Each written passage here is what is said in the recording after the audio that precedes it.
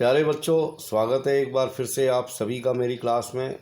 तो प्यारे बच्चों, यहाँ आज की क्लास में हम पढ़ेंगे कक्षा 10 अंग्रेजी की बुक फर्स्ट फ्लाइट का 4th chapter from the diary of Anne Frank.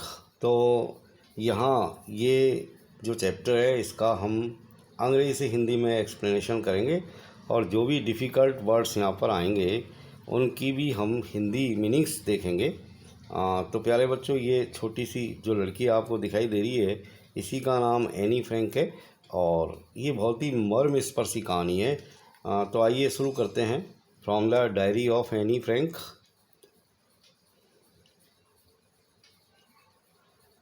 Writing in a diary is a really strange experience for someone like me. यानी किसी भी व्यक्ति के लिए, मेरे जैसे किसी व्यक्ति के लिए, समवन लाइक मी मतलब मेरे जैसे किसी व्यक्ति के लिए राइटिंग इन ए डायरी यानी डायरी लिखना रियली स्ट्रेंज एक्सपीरियंस है। यानी वास्तव में एक बहुत ही स्ट्रेंज एक्सपीरियंस है, यानी एक बहुत ही अजीब अनुभव है। Not only because I have never written anything before, न सिर्फ इसलिए क्योंकि मैंने इससे पहले कभी भी नहीं लिखा था, या फिर but also because it seems to me that, और सिर्फ इसलिए भी नहीं क्योंकि मुझे दिखाई देता है कि लेटर ऑन यानी बाद में neither I nor any one else यानी न तो मैं और न ही कोई और व्यक्ति will be interested in the musings of A 13-year old school girl, कि कोई भी व्यक्ति जो है मेरे जैसी 13 साल की लड़की के म्यूजिंग्स के ऊपर विश्वास करेगा, उसके ऊपर रुचि लेगा। ओ वेल, ओ अच्छा, इट डजेंट मैटर, इससे कोई फ़र्क नहीं पड़ता। आई फील लाइक राइटिंग, मुझे लिखना अच्छा लगता है। And I have an even greater need to get all kinds of things off my chest यानी दिल से बाहर निकालना। यानी आगे बताती है एनी फ्रैंक कि मुझे डायरी लिखने की ज़रूरत और भी ज़्यादा अधिक इसलिए थी क्योंकि मैं मेरे मन की जो बातें थी, कहने का मतलब मेरे सीने में जो दुख से भरे हुए अनुभव थे, यानी जो बहुत सारी जो अच्छी चीज़ें नहीं थी उनको भी मैं मेरे दिल से बाहर निकालना चाहती थी। Paper has more patience than people. I thought of this saying on one of those days when I was feeling a little depressed and was sitting at home with my chin in my hands, bored and listless, wondering whether to stay in or go out. Paper has more patience than people. कागज़ में लोगों की अपेक्षा ज़्यादा patience होता है, ज़्यादा धैर्य होता है। पेशेंस मतलब धैर्य। I thought of this saying, मैंने इस सेइंग के ऊपर सोचा, इस कहावत के बारे में सोचा। On one of those days, उन दिनों में, when I was feeling a little depressed, जब मैं फील कर रही थी, महसूस कर रही थी थोड़ा सा ज़्यादा डिप्रेस, परेशान। एंड वाज सिटिंग, और बैठी हुई थी, एट होम, घर पर, with my chin in my hands, मेरी ठोड़ी को अपने हाथों में लेकर के, बोर्ड एंड लिस्टलेस, पूरी तरह से उदास, दुखी और बिल्कुल निर्जीव सी, लिस्टलेस, वंडरिंग, आश्चर्य करती हुई कि वेदर टू स्टे इन और गो आउट, कि क्या मुझे घर के अंदर रुकना चाहिए या बाहर निकलना चाहिए। I finally state where I was brooding, तब अंत में आखिरकार मैंने जहाँ मैं थी यानी घर के अंदर जो मैं थी, तो वहीं रुकने का मैंने फैसला किया, सोचते हुए, विचार करते हुए। ब्रूडिंग का मतलब विचार करते हुए, सोचते हुए। Yes, paper does have more patience, हाँ, पेपर के अंदर निश्चित रूप से ज़्यादा धैर्य होता है। And since I am not planning to let anyone else read this stiff backed notebook, grandly refer to as a diary. यहाँ पर डायरी की बात की गई है। डायरी कैसी है? डायरी है grandly refer to as a diary stiff backed notebook. Stiff यानी मजबूत कवर वाली पुस्तक। स्टिफ बैग्ड नोटबुक यानी जिसका जो कवर है वो बहुत ही मजबूत है, स्टिफ है।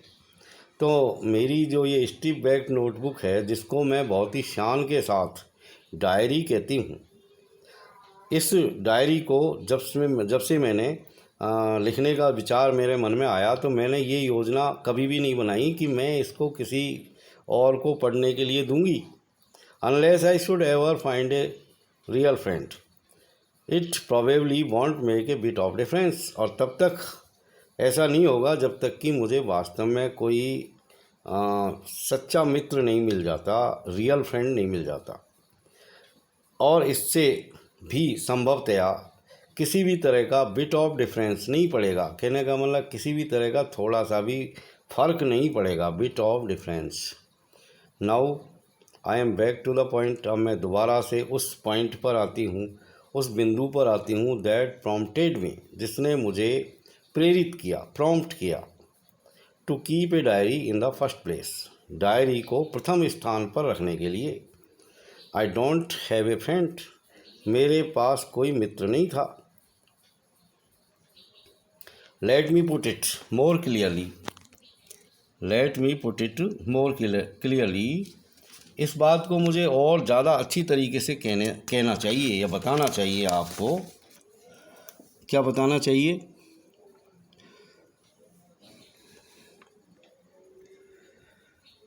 Since no one will believe that a 13-year-old girl is completely alone in the world and I am not।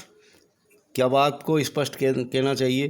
क्योंकि कोई भी ये विश्वास नहीं करेगा कि एक 13 वर्ष की लड़की है और वो कम्प्लीटली अलोन है इस दुनिया में, यानी वो पूरी तरह से अकेली है। इस बात पे शायद ही कोई विश्वास करेगा। एंड आई एम नॉट, लेकिन फिर भी मैं पूरी तरह से अकेली नहीं हूँ। I have loving parents and A 16-year-old sister, यानी आगे बताती है नहीं कि मेरे प्यार करने वाले माता पिता हैं और एक 16 साल की मेरी बड़ी बहन है। And there are about 30 people, और लगभग ऐसे ही 30 लोग हैं। आई कैन कॉल फ्रेंड्स, जिनको मैं फ्रेंड्स कह सकती हूँ। I have a family, loving aunts and a good home, मेरे भी एक परिवार है और मेरे परिवार में भी प्यारी प्यारी चाचियां हैं और एक अच्छा सा घर है। No on the surface I seem to have everything, नहीं यानी ऊपरी तौर पर, ऑन द सरफेस यानी ऊपरी तौर पर या बाहरी तौर पर, I seem to have everything except my one true friend, ऐसा लगता है कि सिवाय एक सच्चे मित्र के, एक ट्रू फ्रेंड के, मेरे पास एवरीथिंग है, मतलब हर चीज़ है, ऐसा दिखाई देता है। All I think about when I am with friends, all I think यानी जितनी भी बातें हैं सोचने के लिए, तो वो ये है कि when I am with friends, जब मैं मित्रों के साथ होती हूँ, is having a good time, तो उस समय मेरा समय अच्छा बीतता है। I can't bring myself to talk about anything but ordinary everyday things, मैं मेरे बारे में किसी तरह की कोई बात नहीं कर सकती सिवाय बल्कि सिर्फ ऐसी बातें करती हूँ जो कि एवरीडे थिंग्स यानी रोज़मर्रा की बातें ही, जो सामान्य रोज़मर्रा की बातें हैं वैसी ही बातें मैं करती हूँ। We don't seem to be able to get any closer and that's the problem. और हम भी ऐसा, यानी हम लोगों में भी ऐसा दिखाई देता है कि जैसे हम एक दूसरे के प्रति बहुत ज़्यादा घनिष्ठ होते हुए दिखाई नहीं देते, यानी एक दूसरे पर भी हम पूरी तरह से विश्वास करते हुए दिखाई नहीं देते हैं, और दैट इज़ द प्रॉब्लम, और यही सबसे बड़ी समस्या है। Maybe it's my fault, हो सकता है कि ये मेरा दोष हो। That we don't confide in each other, confide मतलब विश्वास करना, भरोसा करना, कि हम एक दूसरे पर भरोसा नहीं करते। इन एनी केस, किसी भी मामले में। That's just how things are, ये सारी चीज़ें ऐसे ही है। एंड अनफॉर्चुनेटली, और दुर्भाग्य से, they are not liable to change, और ये बदलने जैसी नहीं है। This is why I have started the diary, और यही कारण है कि मैंने डायरी लिखना शुरू कर दिया। आगे देखिए, टू एनहेंस, एनहेंस का मतलब होता है बढ़ना या बढ़ाना। तो to enhance the image of this long awaited friend, long awaited friend यानी चिर परिचित, यानी जिसका बहुत ज़्यादा इंतज़ार किया जाए, लॉन्ग अवेटेड यानी चिर प्रतीक्षित, फ्रेंड यानी मित्र, लॉन्ग अवेटेड फ्रेंड चिर प्रतीक्षित मित्र। तो टू एनहेंस, एनहेंस यानी बढ़ाना, इमेज यानी आकृति या कोई बिंब या जो है चित्र, इन माई इमेजिनेशन, इमेजिनेशन यानी कल्पना। तो मेरी इमेजिनेशन में उस लंबे समय से प्रतीक्षित मित्र की छवि को, इमेज को एनहेंस करने के लिए, बढ़ाने के लिए, I don't want to jot down, मैं नहीं चाहती, डोंट जॉट डाउन का मतलब होता है संक्षिप्त रूप से लिखना, यानी मैं संक्षिप्त रूप से लिखना नहीं चाहती द फैक्ट्स, उन तथ्यों को, इन दिस डायरी, इस डायरी के अंदर, the way most people would do, जैसा कि अधिकांश लोग करते हैं। But I want the diary to be my friend, लेकिन मैं चाहती हूँ इस डायरी को मेरी मित्र बनाना। And I am going to call this friend Kitty, और मैं मेरी इस मित्र का नाम रख रही हूँ किटी। तो ये यहाँ पर पता लग गया कि किटी क्या है। किटी एनी की डायरी का नाम है, वो अपनी डायरी को किटी के नाम से पुकारती है, जैसे कि वो अपना मित्र मानती है। अब यहाँ पर अब तक हमने जो पढ़ा उसके ये ओरल जो है कॉम्प्रहेंशन चेक है, कहने का मतलब ये छोटे छोटे क्वेश्चंस हैं और इनको भी हम यहाँ पर सॉल्व कर लेते हैं। पहला क्वेश्चन देखिए, what makes writing in a diary, what makes writing in a diary a strange experience for any Frank, यानी एनी फ्रैंक को डायरी लिखना एक विचित्र अनुभव क्यों लगता है, स्ट्रेंज एक्सपीरियंस क्यों लगता है। तो इसका आंसर आपको लिखना है। जैसे आप लिख सकते हैं कि there are two reasons that make writing in a diary a strange experience for any Frank. पहला कारण तो ये है, यानी first, she has never written anything before, और सेकंड है neither she nor anyone else will be interested in the thoughts of a 13-year-old school girl। अब second वाला देखिए, why does Annie want to keep a diary, यानी any जो है वो diary क्यों रखना चाहती है। अब क्यों रखना चाहती है तो इसका भी हमको आंसर देना है, यानी any wants to keep a diary because she has no friend to talk and share her feelings with, and unfortunately this situation is not going to change। तो she thinks paper has more patience than people, besides there is no danger of a secret being disclosed as it is in the case of a friend।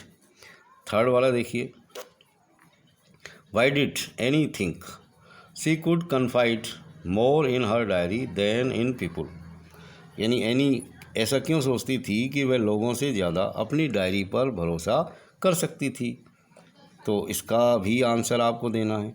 जैसे आप इस तरह कह सकते हैं कि she thought she could confide more in her diary than in people for two reasons. First, she considered it as her true friend with which she could share her secrets also.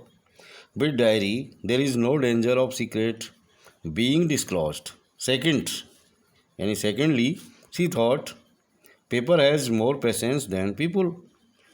तो प्यारे बच्चों, ये यहाँ पर आज इस chapter का एक भाग समाप्त होता है और अगले भाग में हम अगली क्लास में, यानी मेरा जो अगला जो वीडियो है उसमें हम चर्चा करेंगे। तब तक के लिए बने रहें आप मेरे साथ, देखें मेरे वीडियोस को, लाइक करें, कमेंट करें, शेयर करें। Thank you very much for watching.